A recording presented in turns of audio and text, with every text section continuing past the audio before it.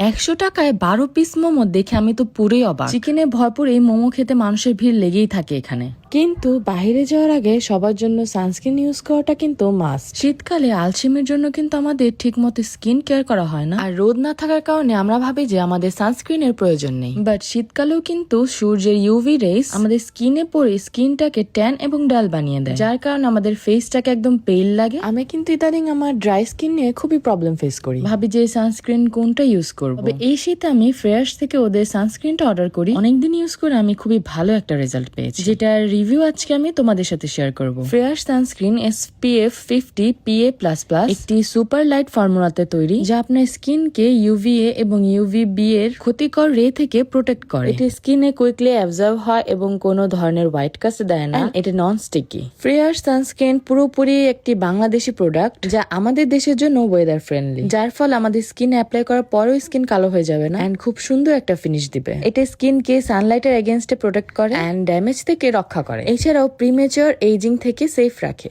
বাংলাদেশ ওয়েদারের জন্য এই সানস্ক্রিনটা টোটালি বাজেট ফ্রেন্ডলি।